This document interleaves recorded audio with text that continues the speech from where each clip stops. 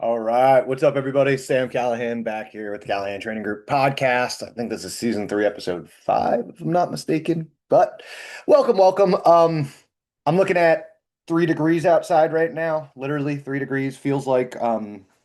There's about 2.5 feet of snow on the ground. The snowbanks are about 10 feet. So season's on pause. I never say season's over because it's not. Training never stops. But we'll say the outdoor season's on pause. But that's what brought this podcast to life today. Well, first thing that brought it to life is my wife took the kids and went to Target. So nice quiet house. Um, but I always have a list of things I want to talk about, do this little podcast. The last couple were a little bit more fraught with spice, a little more opinion based. That might piss people off or not piss people, whatever. It doesn't matter. But this is considerably less spicy, but I think more important, if that makes sense. Whenever we're talking spicy topics, it's always opinion based, and it always comes down to like gear and bullshit. It's nonsense. Ironically, those get the most clicks, and that's what everybody talks about. If SHOT Show is not a great example of that, I don't know what is. What like three good products came out of SHOT Show, and two of them were suppressors. So, but that's the biggest industry thing of the year, right? It's all anybody ever talks about. It's nonsense. But screw all that gear stuff. Screw all that kind of nonsense right now. Oh, nice. Gas guy's here to fill up my furnace. Nice. Thank God. It's too cold for us to run out of gas. Good timing. But what I want to talk about today is off-season training. Since it's off-season, I don't want to say the season's over, but it's challenging now.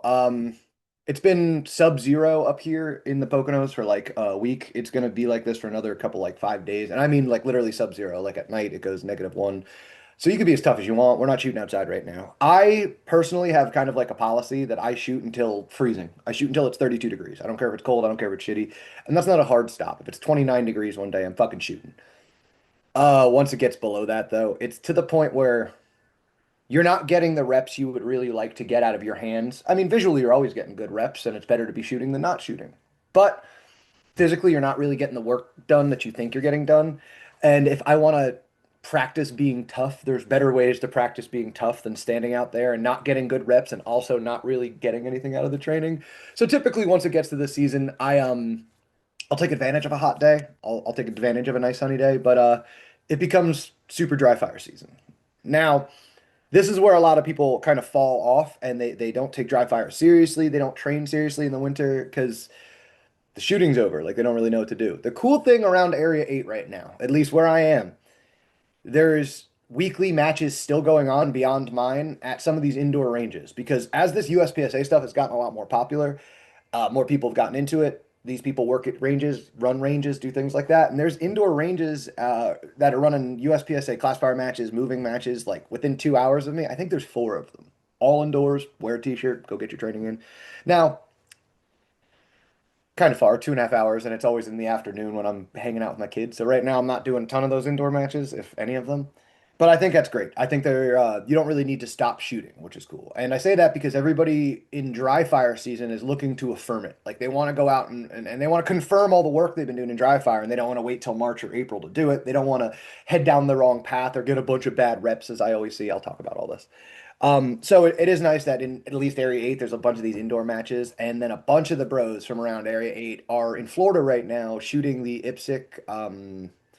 Doesn't matter. It's some IPSC match down in Florida right now. I think I have a dozen people I've seen on Instagram that have come to my matches or I know personally that are shooting. So season's never really over, I'll say. Now that said, I'll talk personally. I'm not traveling much during the winter. I just don't. I've got the two young kids now and a wife, and I like to be home. I know that's a shock to some people. I love being home. I don't like the whole traveling instructor business. I travel to shoot competitions because it's necessary, but since it's not necessary right now, I want to be home. But I'm not going to stop training. I'm not going to stop shooting. So what I have found is the winter season for me is a big change into the frequency of dry fire over the volume of training. Meaning I'm going to start picking up my gun all day, every day. Like I'm gonna have a gun kind of ready there, stage like a dry fire gun. Obviously, I got kids, so they're always up and in a safe place, and they're unloaded. And I check they're unloaded every single time I go to shoot it. But I have it accessible such that I'll walk through a room. I'll have nothing to do right now because it's winter and I'm home. Hey, there's a Glock sitting there with a dry fire mag in it. Check it's empty. Click, click, click, click, click, click. I'll get 5, 10 minutes of reps in without even thinking about it. Put it down, and I'll probably do that 5 times a day. So in general, I'm kind of like passively dry firing. I say passively because I'm still taking it seriously, but it's not a planned event. It's a gun sitting there. I got 10 minutes. I'm like waiting for coffee or I'm waiting for somebody to do something. And I'd rather pick up this than scroll TikTok or whatever people do, right? So I like having my dry fire rig like around. So that's the first thing I want to talk about, this whole frequency over volume approach and being able to train a lot more in the winter. Meaning I get more trigger pulls, I see more sight pictures, I do more. Even if I'm training every single day on the range, you're probably only shooting for like 2 of those hours, and I'm probably shooting more than 2 hours a day right now as far as visuals and physical stuff goes with dry fire. Now, I mentioned I want to just be able to pick my gun up and like have a clear gun. So one of the things I really like is I always clear the gun. Like doesn't matter when I've got kids in the house, man. I'm not going to be a dummy and put a hole in the wall. I always clear the gun, but I leave a gun accessible that I could dry fire with, meaning it's empty. It's got a dry fire mag in, so it can't be loaded, and I could pick the gun up, fire off a couple reps. Now, I always have targets around my house. I have a couple arrays, like I have a very difficult distance array, and I change the array, but I have like a setup. I know where simulated like 18 to 22 yards is. I have some big transitions. I have a swinger on one of my cabinets, like a little dry fire swinger from Go Fast Don't Suck, little plug. And I'll just pick this gun up and kind of jam on it throughout the day like that. It's fun to me because then I'm not like beholden to it. I'm not like, oh, I got to go dry fire. It's like a session. Now, I like to dry fire, but I hear a lot of people kind of similar to a gym approach. Like they don't want to go. Like they don't want to start. And then once you start, everybody always has a good time once you start. You know, nobody goes to the gym, does one exercise and goes home. I always tell people that you don't feel like going to the gym, just go to the gym, go hang out there, and I guarantee you'll get something in. So that's what this is to me. Is like, hey, I know you might want to not want to dry fire today, but this is here. Go hang out with it. I bet within two, three, four trigger pulls, because we all love this stuff, you'll start paying attention, you'll start noticing something, and you'll get a little bit of value that you otherwise wouldn't have gotten if you were just prescribed to a 10, 15 minute dry fire session and then just stop because like I have to. Now, first and foremost, before I move on from there, I like to talk some mindset stuff. You don't have to dry fire. You don't have to. I'm not going to fire you. You're not going to lose your job. There's really no consequences outside. You're going to suck more than the next guy. So if that's cool with you, it's fine. You don't have to dry fire. You get to dry fire. You get to dry fire because we're awesome, healthy, capable human beings who live a really cool life. And we get to pick up a gun and train and get better at a thing that we enjoy every single day. So, first of all, change your mindset. You get to dry fire every day. You get to get better every day. You get to improve the skill set that you enjoy every single day. So, start looking at it like that. Now, second of all, making it easier to do frequently is a big deal. That's why I like an accessible dry fire gun, quote unquote, and with a dry fire mag in it and that kind of stuff. Now, I also will stop and mention Dryfire King now, because one of the things that people don't have around the house, as I mentioned, is arrays everywhere, targets everywhere. They don't really know what to set up or why, even if they do have the space for it. So, what I recommend people to do, go on YouTube, look up Dryfire King. It's free to start. He's got a bunch of stages in there, a bunch of videos rather, that are 10 to 15 minutes long. Hey, about how long you should probably be dry firing for daily minimum anyway, right? So go in, pick a random number. The video will tell you what to do. It'll give you six, maybe 8 reps at that thing, and then it'll tell you to do something different. And it's going to give you 6 to 8 reps, and you're going to just randomly go and have to listen to the video, see what you're good at, see what you're bad at, build that into the other dry fire you're going to do. So if you don't have targets, you don't know what to do, you don't know where to do it, grab a gun. You don't even need a dry fire mag. YouTube, low ready start, and just do what YouTube tells you on Dry Fire King. Very simple. It's at least a starting point, right? Now, I believe you should have more structure and a little bit more intention when it comes to dry fire, not just like look for something to do that day. And that's another part of what I want to talk to today with like my training split in dry fire, right? Like how do I train? What do I train frequently and all those kinds of things. But this is at least speaking to the people who like don't like to dry fire or they don't see the value or they don't really understand how to get a whole lot of value out of winter training. It's imperative. If there's one thing that people ask me all the time, like, what's the secret? What's the thing?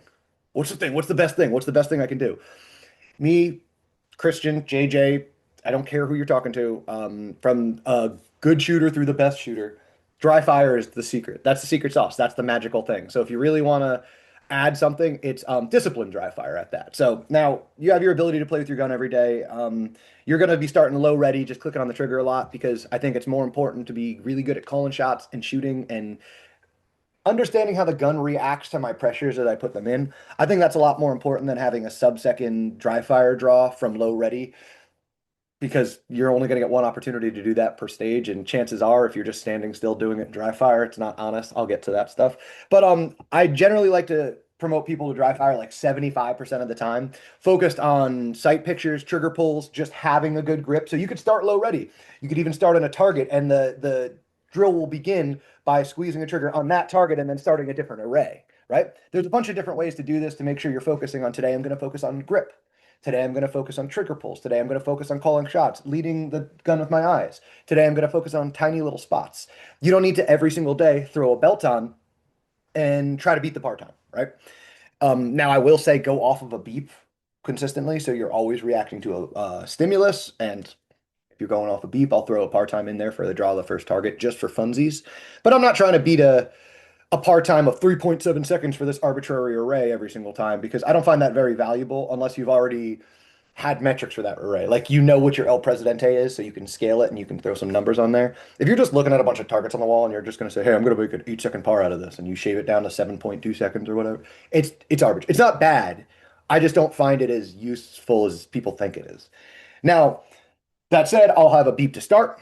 I'll have a part-time beep for like a presentation, or maybe in there if I'm gonna initiate the drill on a reload, I'll have a like a 1 second beep there. But then after that, I'm gonna focus 75% of the time on my dry fire. I'm just focusing on calling shots, leading the gun with my eyes. Now I'm doing that at the maximum of my ability. I'm not doing it lackadaisically. I'm trying to do it to the point where I might have to take a makeup shot or two in the array, where I'm going as fast as I can and I might throw a shot or two, but I'm going to learn to be aware of that, right? Now I say 75% of the time because there are times that I'm going to go as fast as humanly possible and just learn to build that speed.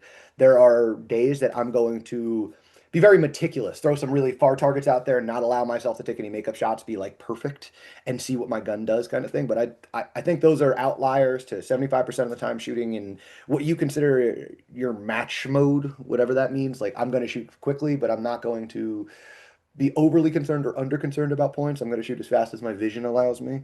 And not having a par time to beat and a draw to beat and a reload to beat and just focusing on that is oftentimes more fruitful in dry fire.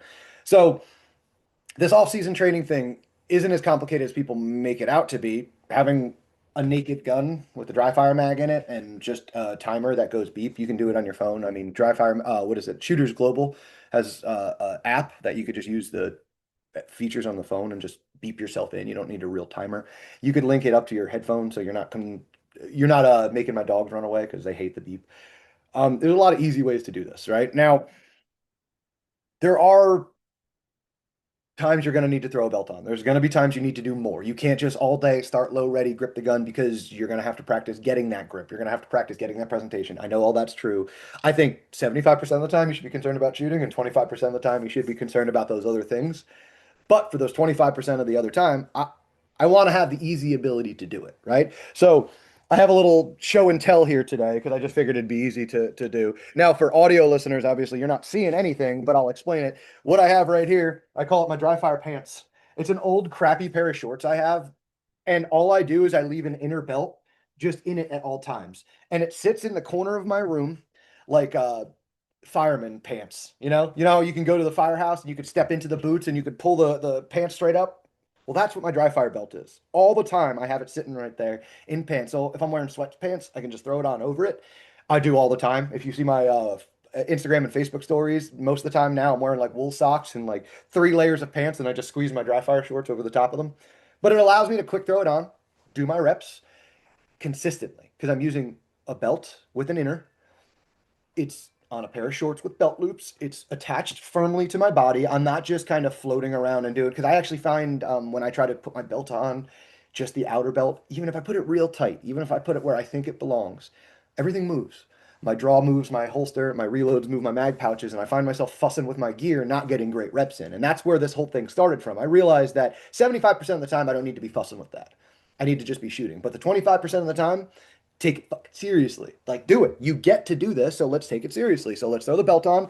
I have a crappy little inner belt that's from years ago. It's like 12 years old. It's barely got any Velcro left. I wouldn't use it in a match, but it works. It's fine. So I have an old pair of shorts. It just sits there. When it's dry fire time for manipulations, draws, whatever I'm doing that day, shorts get squeezed on, belt gets tightened up, boom, we're good to go. We're rocking. So I always say, don't make it harder than it needs to be, you know. Now, that said, not everybody's going to be able to like have a rig sitting in the corner of the house and everything, but little tricks like that make it easier for me. You just have your dry fire, like I call my dry fire pants. I'm gonna pull my dry fire pants on and I'm gonna go for dry fire. You know, pretty easy. Um, Now I also have a duplicate belt. Now it doesn't matter. I don't need to show it to you because it won't make sense. But I have two different belts. So one belt, well, first of all, I'm big on duplicates. If you have two is one, one is none is a big attitude in my life, especially when it comes to firearms and knives and all that preparedness stuff. So I always have two belts and they're identical because if one breaks, I just slap the other one on. There's no adjustment period. But that also means my practice belt, quote unquote, versus my match belt. Like my match belt, I try to leave just like my match gun. I confirm it works. I use it, we'll say 1/10 of the time I use my practice setup to confirm that my match setup is identical. But I want to put all my reps and I want to put all my hate and energy into my practice setup. So I have my practice setup here. I beat the shit out of it, but my match setup's always ready off to the side. It also it allows you to be really aggressive and break and try things if I have duplicates. So it's big. You should be breaking stuff in dry fire. You should be breaking mag pouches. If you do enough reload practice, you're going to break either your mag release or something in the gun.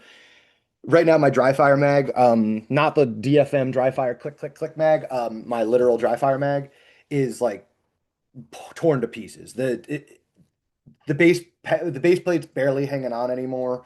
I don't even have the screw left in it. It's shot across the room. But this is another part of my dry fire system I wanted to mention here before I move further into this.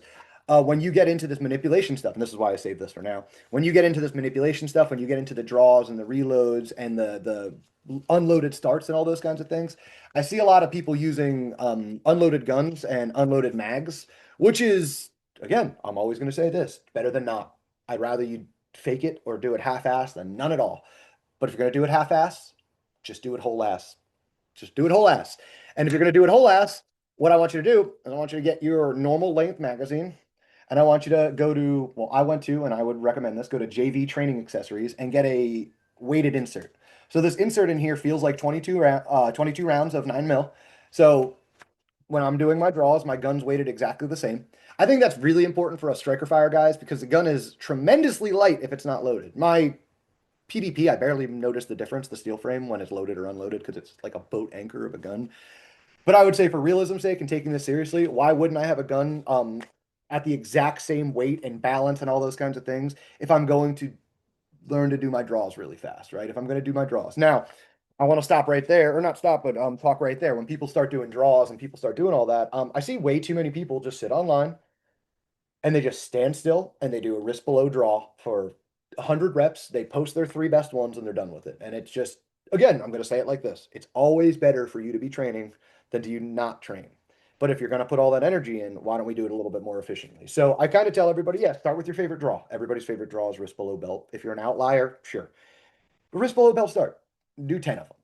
My whole goal is once I can get about 8 of those 10 consistent, if I could do 80% of those perfectly at the par time I expect to see, I'm going to start doing a wrist above start. I'm going to start doing a turn and draw. Now, beyond just the stationary draws, because I don't think you should just be practicing for classifiers, because that's pretty much the only place you're going to be drawing stationary. I would start to add a step to it.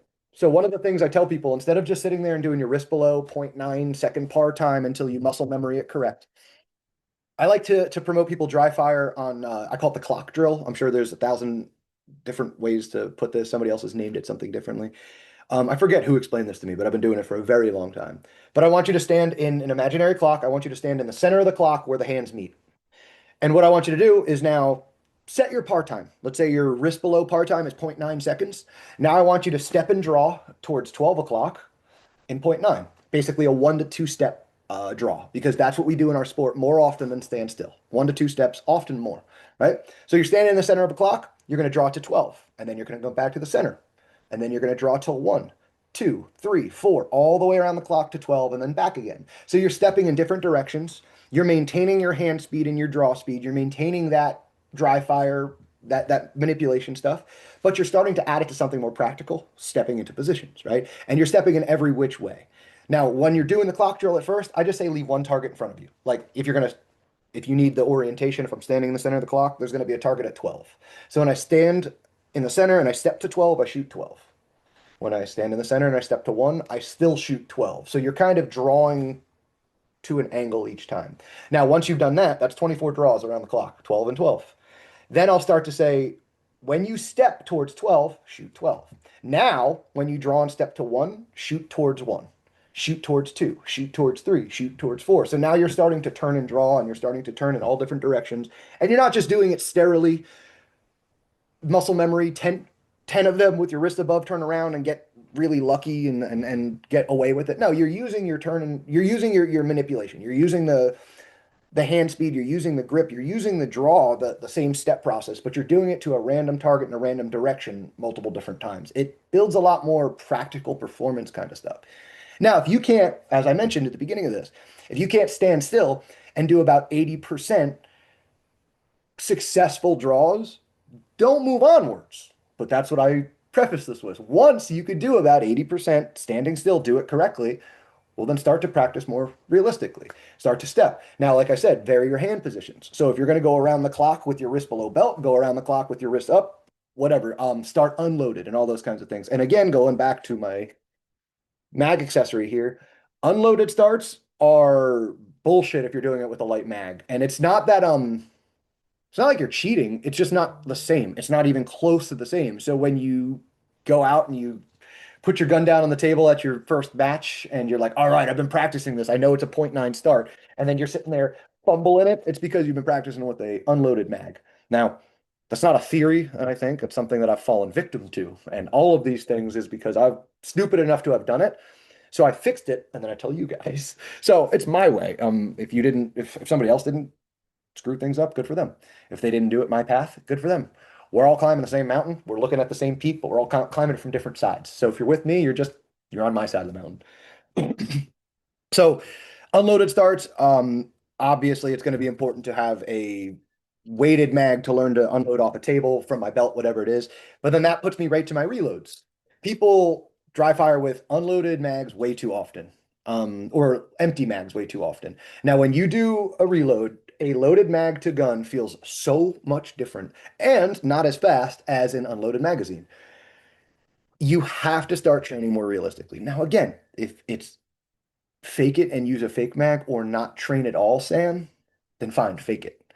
But if you're going to go through the effort and you're going to dry fire, get a mag, weight it up, do it the right way. If you're going to do reload practice, you're going to do it with a loaded mag. And then just going back to that dry fire clock that I was just talking about. And again, the physical clock on the ground, not on the wall. What I want you to do is start to, again, set a precedent. What is my consistent reload? Started from extension. When I hear a beep, first and foremost, I'm going to click a trigger. I'm not going to start with my finger off the trigger for a reload. It's going to be click, reload, trigger pull, because that's how we measure reloads. It's not just the action itself. Now, if your reload sucks, start there. You could do the Burkett reload, where you're going to practice dropping and retrieving a magazine, and then you're going to practice separately inserting and presenting the gun. But once you think you have your reload under control, it's going to start with the trigger pull. It's going to end with the trigger pull. It's just got to. It just has to. Now, once you're doing that, set your precedent, just like your draw. 80% of the time, what's the par time that gets you what you want? Let's say, just for sake of argument, it's a 1 second draw or a 1 second reload, and you're nailing it. 80%, 90% of the time, beep, slam, beep, got it. Okay, we'll take it to the clock now. Because unless you're doing a classifier, we don't stand still and reload. And if you're practicing for classifiers, you're not practicing for success in this sport. You're practicing for classification. And that's two different things, different argument. If you want to practice for success in this sport, you're practicing doing the same 5 or 6 things: present the gun, shoot the gun, split the gun, transition the gun, and reload the gun. It's just 5 things. You're doing those same 5 things in a random arbitrary order. Now, the 6th thing you're going to have to add to that is move. So if you could do these 5 things, just start moving. You don't need to go crazy. You don't need to go nuts. So if I could sit there and I could do that reload, that's the 5th thing I said in that. I'm going to have to top the gun off. All right, top the gun off. Tell me how long it takes. Now get on the clock. Do a reload, step to 12, step to 1, step to 2, all the way around and back again. Why? Because that's what happens in a stage. That's what happens in a match. You're going to have to reload in random arbitrary positions. And the reason I like the clock drill as an added bonus to the reload is I fully believe your reload should be done in the first step or two.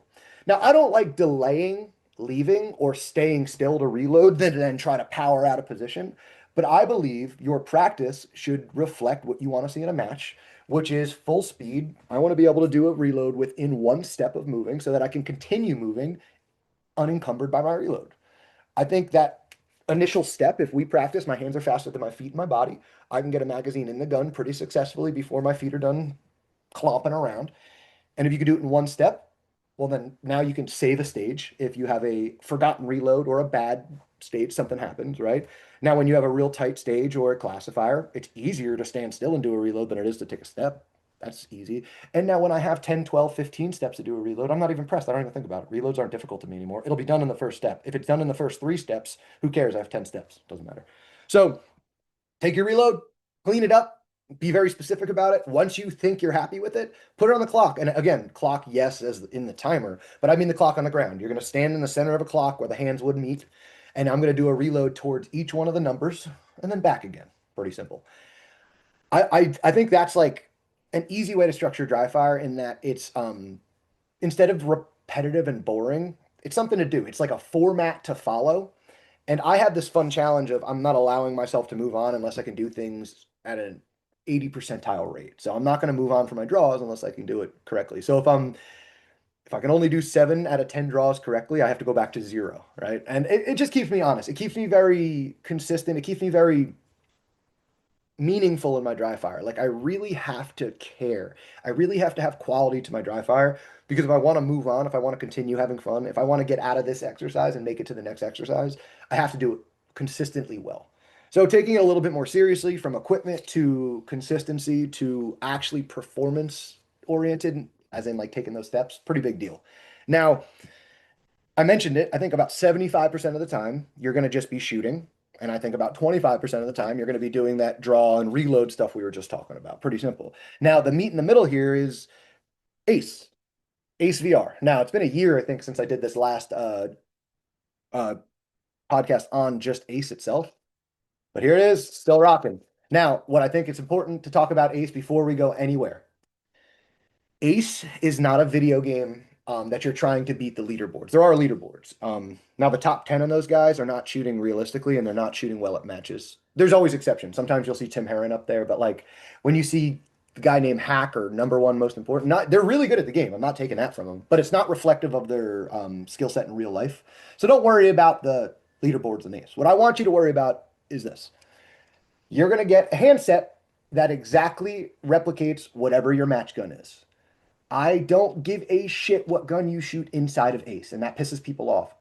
They're all zeroed. They all shoot exactly the same speed and accuracy inside of Ace. It's a video game. It's a skin.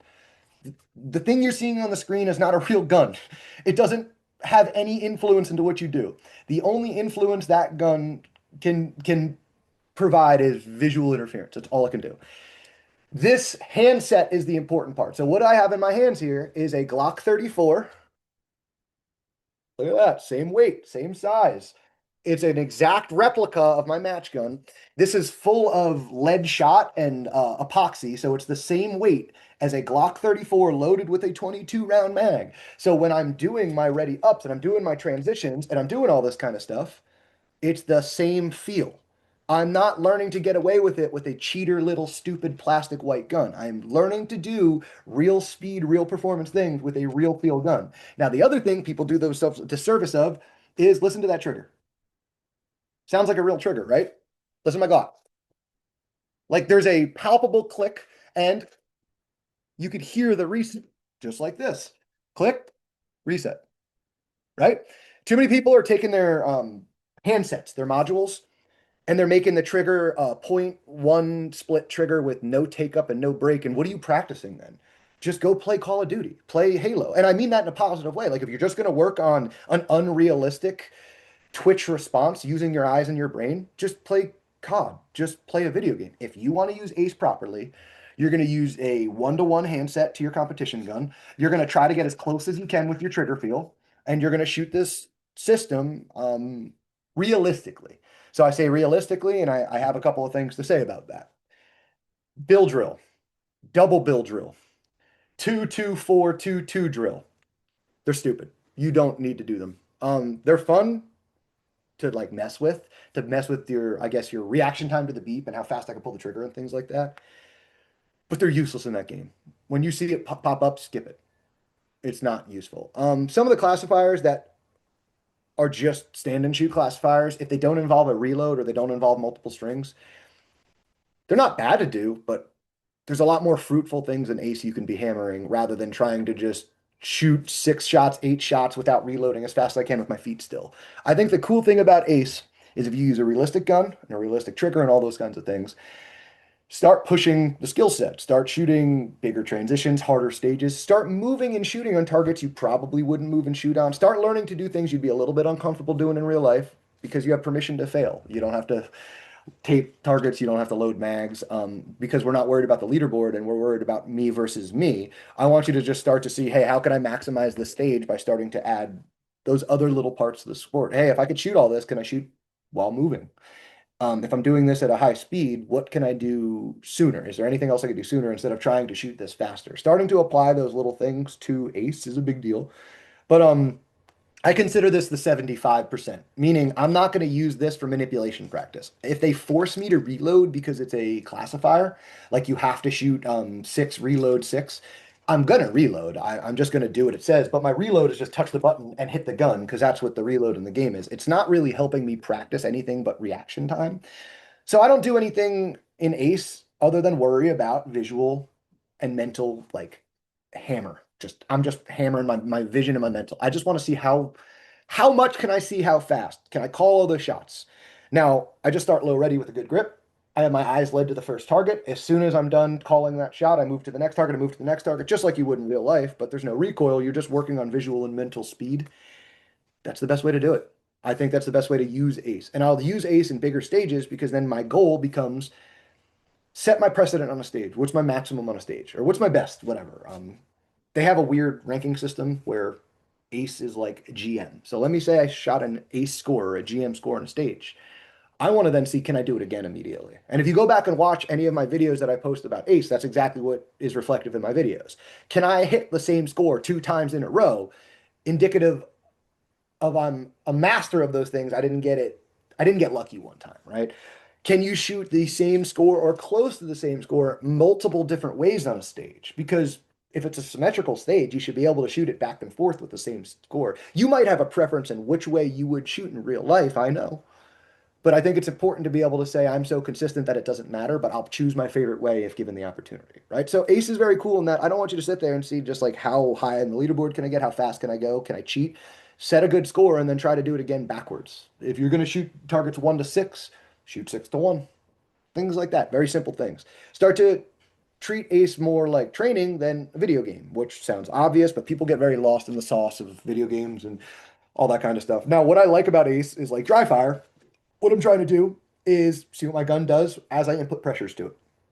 I'm trying to call shots. I'm trying to learn to be aware of what my gun's doing before I have to go down range and look at those holes, right? Now, with Ace, the fun thing about that is it's Dryfire Plus in that I could do the same thing I do in Dryfire. I can just call shots, move as fast as I can, do all that. And then I want you to pause for a moment. And I want you to think about what you did. I want you to think, are there any bad shots out there? If there are, where are they? And then I hit the score button on Ace. So I'm learning to call my shots and then I will confirm them with the Ace system rather than shoot, hit end, and then look at the score real quick and not really do my job of calling shots and thinking and processing, right? So using Ace as like a speed builder, good. Using it as a process and vision builder, better. That's my opinion on it, right? Now, what's cool about Ace is there's a daily drill, there's a weekly series. I would rather you jump in, do the daily drill. Why? Because it's there and it's arbitrary and it's different. You only get 3 tries. So, hey, maximum within 3 tries. And then what I would prefer people do is jump into the series that they have. So instead of shooting individual drills randomly, jump into a series. They have transition series, they have speed series, they have accuracy series, they have stages from multiple nationals, they have classifier series. And a series is just a collection of stages. You don't get to shoot one over and over again. You got to shoot stage 1, 2, 3, 4, 5 for a combined score. Isn't that a match? Doesn't that sound like we're training for a match now? So it's like, all right, thank you. There we go. So now we can look to be consistent over multiple stages rather than sit here and muscle memory my way through things. So I use the daily drill to quote unquote warm up. And then I'm going to go pick a series or two and I'm going to go shoot through the series. I'm going to give myself 1 or 2 different times to shoot the series. So I'm going to shoot the entire series, maybe twice, maybe 3 times. See what I can do better, see what I can do differently, see what I learned from it. And then probably going to try to hold myself to that 15, 20 minutes dry fire, turn it off, think about what to do differently tomorrow, rather than try to muscle memory my way through a problem right now. Now, the fun thing with Ace is it's fun. It's just that it's fun. It's a great time. So you'll accidentally look up, and my wife's multiple times been like, "Are you still playing that?" And I'm like, "What do you mean?" "Well, I'm just doing my dry fire. What are you talking about?" So you've been on it for 45 minutes. And I'm like, "Wait, what?" And I pull the goggles off and it's dark outside. And I'm like, "What happened? Where am I?" That's the cool thing about Ace. Ace gets you in this mode of free play that I think is very important that people overlook. Just like I played lacrosse. I played lacrosse very competitively for like 16 years.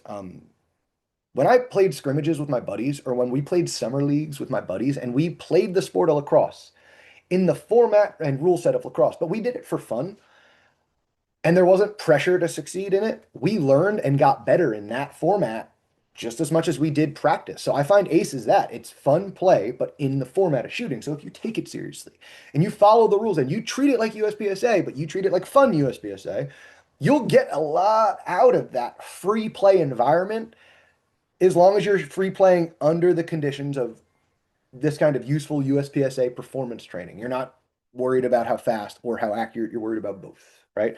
So I like this whole dry fire off season because I have a lot of tools. It's not as boring as people make it out to be. So my whole system, what do I like to do? I'm big on randomization, but randomization within like a format. So I'm always working through grip, vision, shot calling triggers, like just pulling triggers and reacting to that, manipulations, and then I'll kind of combo it together. Some days I'll do El Presidente. Sometimes I'll fudge together a fake stage in my house where I'm going to have to do a bunch of the things all together, and I'll see which one of those attributes falls apart in that stage so I can go back and fix it. But that's generally what I do is I don't have a schedule as in Monday I do this, Tuesday I do this, but I know one day a week I'm just not even going to do any manipulations with the gun outside of just low ready. I'm going to start with a good grip. I'm going to have my eyes fixed on a spot, and I'm going to shoot whatever that array is as fast as I can possibly do it. That low ready start affirms that I'm starting with a good grip, and I'm going to make sure that at the end of the drill, I still have that good grip. So I'm working on grip. I'm working on maintaining and holding that grip through a long a string of fire or whatever it may be, right? If I can do that, I might start up on a target, right? And now I'm going to start on a target, and my whole goal becomes how fast can I move my eyes? And that's going to be another day. Like just visual speed. Can I pull the trigger? And can I see everything? Giving myself permission to take a couple of misses, not off target, like into a hard cover sometimes. Sometimes you'll shoot a no shoot. But basically seeing can I move my eyes and pull my trigger as fast as I can move my eyes and just see what breaks down, right? So day one will be some low ready grip stuff. Day two will be some visual stuff.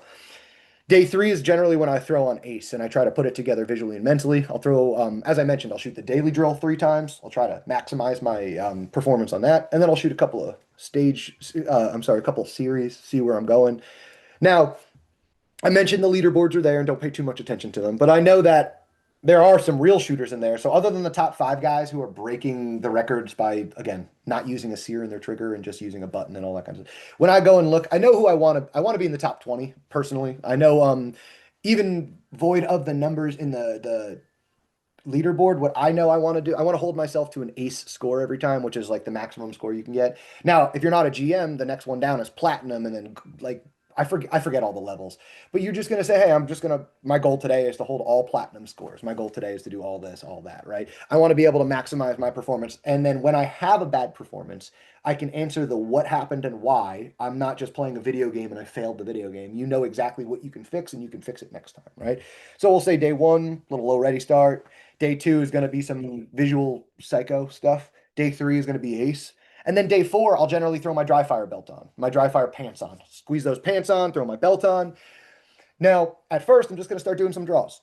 Now, the whole goal is to start to make sure I can tune my draw to be as fast as I want it to be and minimize the motion in my draw. But the end of my draw finishes with the same grip that I was doing on day one. I'm not just going to do speed draws and then have to fix my grip at the end of the draw. I want to make sure I'm speed drawing to a certain output. I'm not just speed drawing, pulling the trigger on day four there. I'm making sure that I'm going to do everything as fast as I can as long as I have a good grip and a good visual. Now, once I can make sure I can see that fast, I can react that fast, then I'm going to start doing some different hand positions. And I'm going to hold one of those, we'll say this is day 4 in my dry fire. I'm going to try not to do a whole lot of manipulations outside of presentation, step and present, move and shoot, things like that. The next day, I'm probably going to do some reload practice. I'm going to do some manipulation practice. And when I say reload practice, you heard what I said earlier. I'm going to set a precedent. I'm going to do it on a clock. And then I'm going to do all the kinds of reloads. I'm going to do it from my belt. I'm going to do it from extended. Now I'm going to do some pickups. I'm going to do some unloaded stuff. I'm going to do all the manipulations. I'm not just going to stand still and do shot, reload, shot until the cows come home, right? I'm going to make sure I shoot different arrays, reacting to a final trigger pull to initiate the reload. I'm going to really take that reload seriously. And in that like 4 day swing, this is why I don't have a Monday, Tuesday, Wednesday. Like I don't know which day of the week I'm doing this on, but day 1, day 2, day 3, day 4, and then day 1, I step back to where I was. All right. After day 4, after the reload and after putting everything together, I'm just going to go back to where I was. I'm going to go back to a low ready start, shooting an array. Day 2, again, I'm going to go back to visual psychoness. Day 3, probably ace. Day 4, belt stuff. Now, every once in a while, I mentioned it earlier, I'm going to do kind of a day of like fake stages in my house where I'm going to move some targets around and I'm going to have what feels like a 10, 20, 30, 40-second stage, right? I'm going to have to do an array over here, reload and move around a wall and do an array over here. Generally speaking, what I do that for is confirmation of all the skills that I've been practicing. I'm not setting up a stage that means anything. Just like when you show up to a match, it's just an arbitrary stage. The designer might have had some intention behind it, but your goal is to just shoot this stage the best you can shoot this stage. So I'll just set up an arbitrary stage around my house. I'll have it include all the things I've been working on, the draw, the reload, the moving, and all those things. And whatever falls apart the most within those reps, I will add that to my focus as I go back to day 1, right? So this is where it kind of feeds itself. I don't have a strict schedule because it's always changing. It changes based on what I'm good at, what I'm bad at the time. And bad is a harsh term, but what I'm good at, what I'm better at, right? If I'm only good at something, I'm going to practice that more, right? Me personally, my transitions are rocking and my reloads are lacking right now. So I'm probably going to do a little bit more reload, a little bit more physical stuff, and just keep trusting my eyes right now. Why do I know that? Because I've been doing a lot of training and I'm just seeing that. But this is kind of like my swing in the winter is I have this schedule almost. I'm always working on something. Now, what's funny is this might even be more training, more practice, more planning than people even do in their live fire. And I think that's also a good thing. Is you take this winter and step back and you add this much intention to your training, add this much intention to your dry fire, it will show in your skill set. Now, what it'll also do is hopefully influence how you live fire. Because if you don't live fire with this much intention, if you don't go to the range with a plan, if you don't have a plan for this many rounds, for this skill, for this amount of time, again, I'll always say it's better to practice than to not, but you're wasting time at some point. So what I want you to do is be this methodical and build this system of training when it comes to dry fire because we have the time, we're home, we get to play with guns, we get to get better at the thing we love to do. And by the way, you'll always get better at it if you dry fire all day, 15 minutes a day, every day, like we're talking about, right? So it's kind of like a formula. You'll get stronger if you keep lifting weights. You'll get better if you keep dry firing. Inside of that dry fire, inside of that system, you're going to get your brain, your body, your life used to this whole, okay, today I am doing this for this reason. This is the quantity, this is the output I'm looking for. Well, guess what? That'll just make you a better shooter. If you can start to practice this methodically without bullets, when you start adding bullets, it can only be a good thing. But the key is to not forget about this. The key is after the winter's over, not to go once a week, I go shoot 500 rounds and I don't think about it. Now, when I hear somebody tell me they're like, oh, I went to the range, I shot 600 rounds today. I go, why? And if they have an answer, good. I was at a class, I was working on this, I was doing this, I'm getting ready for this, good. But if they look confused, like if I ask you why you shot 500 rounds, they're like, I don't know, because isn't that good? You wasted 500 rounds. You should have given them to me instead. If you want a mag dump, if you want to delete rounds, just give them to me. I'll take them from you. If you don't want them, I'll take them. If you're just going to waste, if you're going to turn money into noise, I mean, it's kind of dumb. Now, that doesn't mean training's always perfect. You're going to have bad reps in training, but just like dry fire, I have a thing to do today. I have a focus. I have a expected output. I have an expected performance. When it fails, what failed me? Why did it fail me? Add it to your dry fire. So I want people to start taking the system a little bit more seriously. And it's not seriously like, I am a GM, I must be GM. Just take yourself seriously. Take this seriously. Have some consistency, have a system, have some self-reflection, have a plan. Look at this as going to the gym. Nobody goes to the gym. Nobody who's in good shape, nobody who's an actual athlete goes to the gym today and goes, what am I going to do today? They know what they're going to do today. Now, when they get there, if a machine is taken or something's changed, they're not going to go home. They're going to alter the plan, but they have it in their brain. I am going to work on this today. This is my focus because tomorrow I'll work on this, and the next day I'll work on this. It becomes more of a systematic approach rather than a I dry fired today checkbox. And I say that very specifically because it's almost over. January is almost over. And I saw, as I always do in the beginning of the year, oh, we're going to do a dry fire challenge, daily dry fire challenge. Okay, wait, you guys weren't doing that already? And then I see, let's say 50 people post from day one to day five, they did everything. And then day five to 10, say about 30 people. And then 10 to 20, there's like three remaining people. And then by February, everybody's done dry firing every day. So it's like silly to me that these people are just like checking a box because it's a daily dry fire challenge, because it's a Instagram check in. If that's what you need and it's going to get you to shoot rather than not shoot, good, that's great.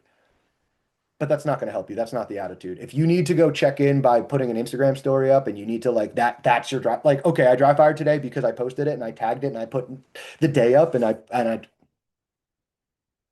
no. Now, I say that knowing full well I post way too fucking much. Well, guess what? I'm a professional shooter. I don't get a choice. I have to be online. Now, the difference is I don't film, shoot, or post for Instagram. I just post on Instagram. Whatever I'm doing that day, I film myself and I do a lot of self-coaching because I'm my only coach. So I film myself in damn near everything I do in the gym, shooting, dry fire. It doesn't matter. I film myself because I want to be aware of what I'm doing. I want to be able to see if I'm wasting energy, time, if my eye, whatever. I'm my own coach, so I'm going to see myself. Now, that said, I'm aware that I have to feed the garbage machine that is social media. So you'll see me putting up social stuff all the time. But what I want you to go and notice is if I'm ever dry firing, I'm going to post 5, 6, 7 reps of the same time in a row. I'm not going to go and post my best. I'm going to show you consistently I can do this time and time again. I'm going to do this stage 3 times for the same score in ace. I'm going to dry fire this shot, reload shot 10 times, and you're going to see everyone be consistent. I'm not editing for Instagram. I just post the good stuff on Instagram because I'm filming myself, right? It's different. It's a little bit different. It's a different conversation. I'm big on that. I don't work for Instagram. I don't work for Facebook. I don't work for YouTube or social media. I work for Sam. I work for Callahan Training Group. I'll post on there because I must be relevant. I must play the same reality that everybody else is playing. And unfortunately, that reality is social media. But I don't give a shit about social media. I don't. I only post on there to be at the forefront of everybody's brain.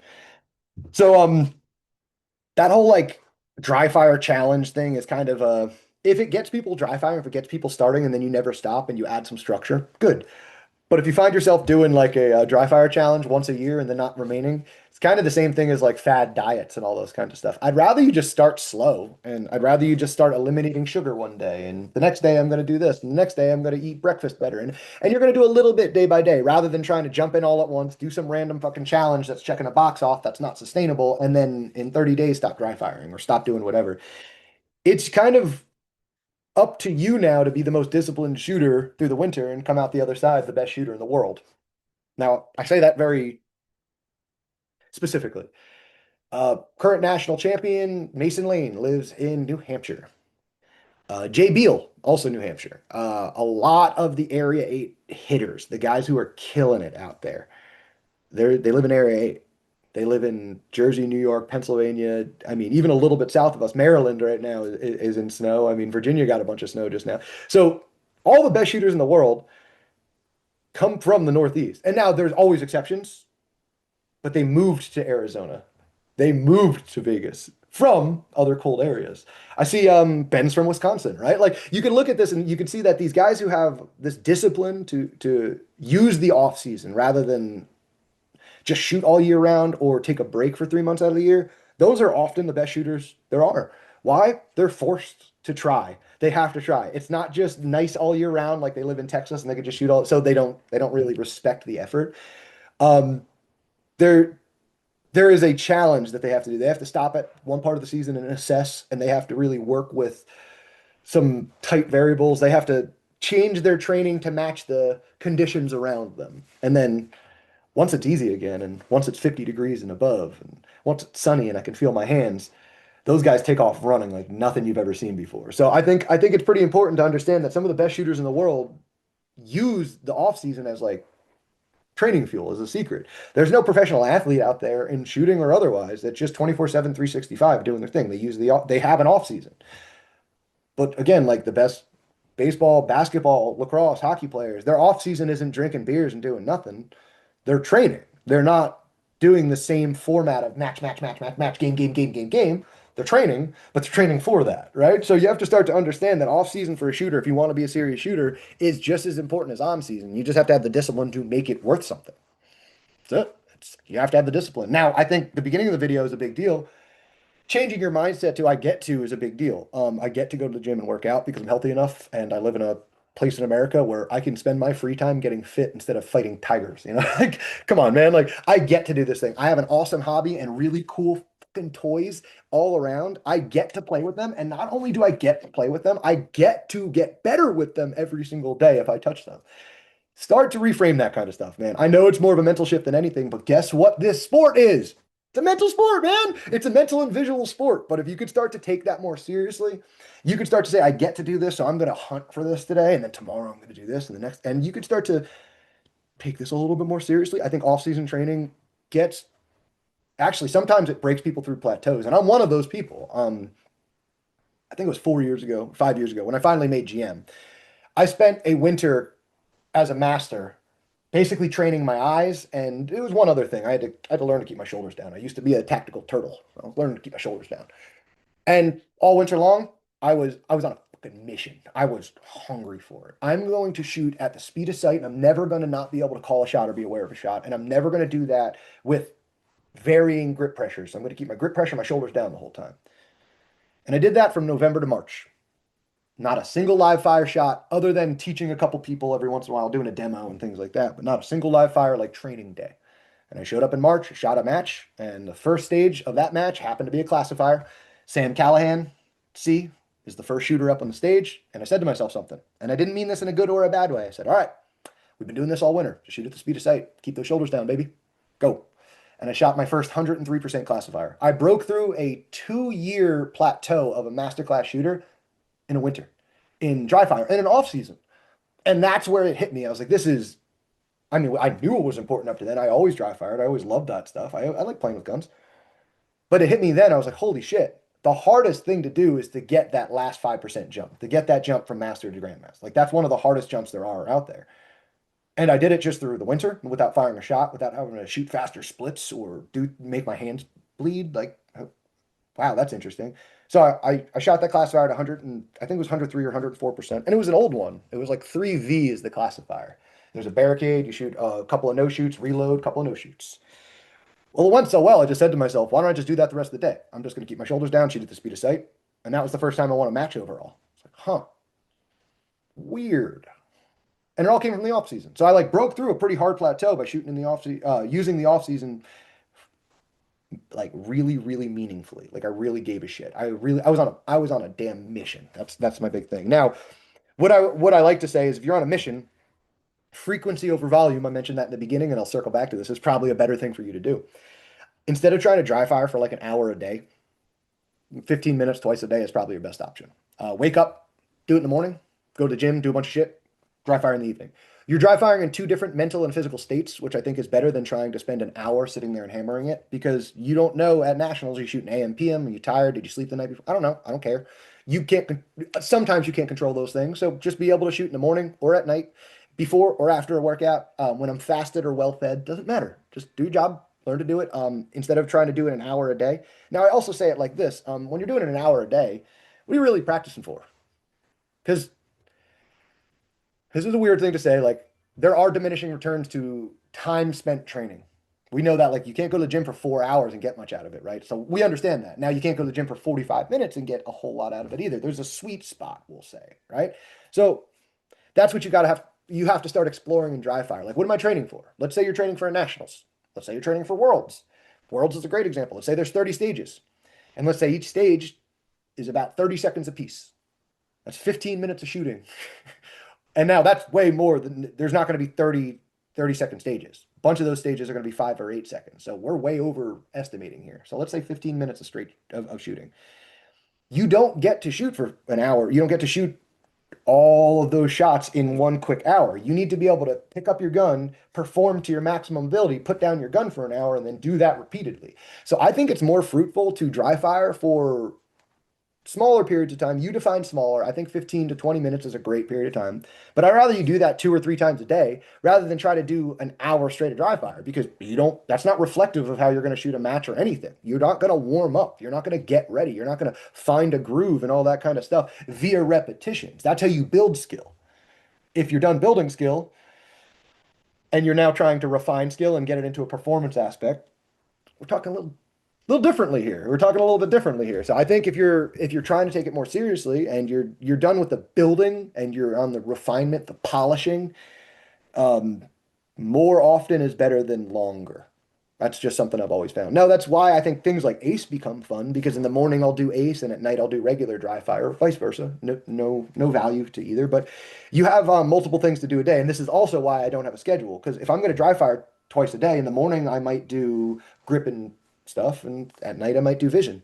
So I might be going through that 4 or 5 day cycle I mentioned earlier. I will say four. Let's say I have 5 different modes of dry fire, 5 different like scheduled dry fires. Well, if I'm dry firing twice a day, that means every 2.5 days the cycle is over and it starts again. So I don't really know where or what day I'm doing what, but I know what I did last and I know what I'll do now, so I know what I'll do next. And that just becomes a system. It's my system. It's kind of like people go to the gym, they have a push-pull, somebody do arms and leg, whatever. That's my system. I just make sure I cover all of my systems. I do it consistently.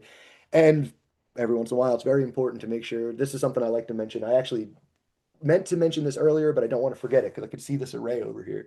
Vary your arrays. Don't have a favorite array in your house. Don't have a favorite target. If you just know it's over there and you can snap your eyes to it because of muscle memory, move it. Because that's not how stages or training is going to, that's not fruitful training and that's not how a stage is going to work. Now, if you have the stage so cemented in your head that it feels like that, that's great. But you're not going to have a target for 8 weeks over there. You're not stage planning for 8 weeks. So move your shit around. Even so much as like, I can't take my computer and move it, but I would like to show you over here. I have an electrical panel box in my house over there. My wife hates it because it's an electrical panel. It used to have a painting on it, so you couldn't see the panel. I took the painting off because it's metal, so it's magnetic, and I have little magnetic targets all over it. So every day I go to dry fire that, I go and I scramble the target in a bunch of different ways, and I set up a couple of different visual and mental challenges, and I shoot a different array every day. Now, does my schedule of training change? No, the 1, 2, 3, 4, 5, like the things I do doesn't change, but my arrays and my targets vary day to day randomly, just like they will in a stage, just like they will in any kind of challenge, right? So am I practicing the skills consistently? Do I have a schedule? Am I, do I have a very, I don't want to say rigid, but do I have a planned out way of increasing my skill set? I do. Am I also increasing my skill set against a randomized series like I will face in the sport? I am. And I think this is a way better way of training. Now, I kind of didn't know I needed to do this video or this talk. And then I had to talk with a student a couple days ago that he's like, hey, I just don't know what to do in dry fire. Like, I just don't know what to do. I'm doing everything all at once, or I'm analysis paralysis doing nothing. What do I do? And I just realized the reason I can dry fire, the reason I like to do this is because I used to be a big fat kid 12 years ago, and I learned to make my own system, go to the gym, hold myself accountable to these kinds of things. It is a weird mental and physical shift if you've never done something like this. If you just go to work and come home and just eat whatever, like, yeah, this might be weird. And I found that my ability to play, the blessing I had that I played varsity sports my entire life, and a lot of niche weird things. Like I raced snowboards, I raced dirt bikes, and I did a bunch of, I flew kites competitively, done a bunch of weird things. And what you realize is nobody's good at any of these sports I've ever done just by virtue of God. Some people are blessed with talent, but work always outdoes talent. And I've noticed that in all of these weird little sports I've done, people practice, they take it seriously, they have a system, they kind of live and breathe it, or they don't bother, right? And hey, if this doesn't matter to you, don't bother. You wouldn't be listening to this podcast. You wouldn't give a shit. But since you're here and you're listening and you give a shit, that's where it's just about kind of, you don't need Sam's system. If Sam's system helps you build your own system, or it just gives you a system to start on, sure, go ahead. But what you want to start to do is just look at yourself. What are the attributes? I always joke with my students, there's 6 things you could do with a gun. You could present the gun to a target. I don't care if it's from a holster or from another target. You're going to have to put a gun on a target. You're going to have to shoot it once it gets there. Now you get a choice. Do you shoot it again for a split, or do you transition off that target? And at some point, if I do one, two, and three, and four enough, I'm going to have to reload the gun. Number five, there's five things you can do with the gun. Which one of these things are your weakest? Do it more often than the other one. Pretty simple. If they're all great, do them evenly and see, kind of juggle them all up, right?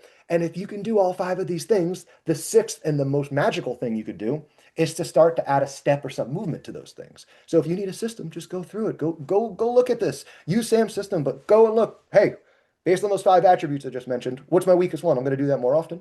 Cool. And I'm going to do it randomly. I'm not going to do the same target the same way every day. I'm going to randomize my training. Cool. Once I've done that, you can start to move forward from there and you can start to answer what's getting good, what isn't getting better, right? And you can start to tailor your training. Now, that's where somebody like me or your local coach is important because I've been doing this for like 11 years now and I've done everything wrong. So I can pretty quickly say, hey, I see what you're doing. I've done that wrong too. Just do this. But if you don't have a coach, I mean, it's the way the world works, man. You're going to have to fail forward. And I love that term in the sport. Fail forward. Just fail. Fuck up things and see why. What did I fuck up the most often? Work on that. Ask why did I fuck it up and work on that. I mean, it becomes simple, but nobody likes to look at.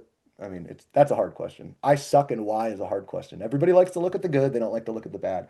If there's one thing you could take from all the great athletes, shooters, sport, it doesn't matter. They're deeply aware of their faults and what they're bad at, but they're not focused on it. Like it doesn't bother them. They're deeply aware of their shortcomings and they're always working on them, but it's not in a negative way. It's in a positive way. It's in the I get to get better at this thing because I'm so much better at the other things. Right? So this training, this attitude is it's much of a mindset as anything, but I find that giving some people the structure, the attitude of like how to dry fire is first, like, hey, you don't always need a belt. You don't need to do your draw 100 times every single day unless your draw is absolutely atrocious, right? All right, you might need to start to vary up how you train, where you train, what you train at, things like that. I think ACE is an important way to kind of add some variance to your training, but not being complacent and learning to look at this just like any other sport, especially gym-based sports. I like CrossFit because, by the way, it's the same exact concept. If I lay out a workout in CrossFit, everybody's going to do the same workout. They're going to get the same stimulus. The difference is their skill level dictates the output in that workout, right? So I can do muscle ups. I can go from under a bar and I can push myself above a bar. So if I have a workout that includes muscle ups, I'm doing them. If the next guy is a B class CrossFitter and he can't do muscle ups, he's going to do whatever version he can work on those, right? With the idea of that's the place I'm going. So just like this, we have stages, we have classifiers. We're all shooting the same thing. We're all shooting the same workout. You just shoot it at your level. You see what you're good and bad at personally, and it's about that self-reliance, that self check, and just being able to say, okay, I'm good at this, I'm bad at this, and I'm excited to now work on this because if I'm bad at this and I work on this, I'm gonna be better. So I didn't again, I'll say it again. I didn't know I needed to have this talk because my whole life I've been in this system of like fail forward, train, train, train, train, train. I have that attitude of 1% every day. I don't care if it's today diet, today exercise, today dry fire, today guns. Every single day, ask yourself, did I get 1% better today?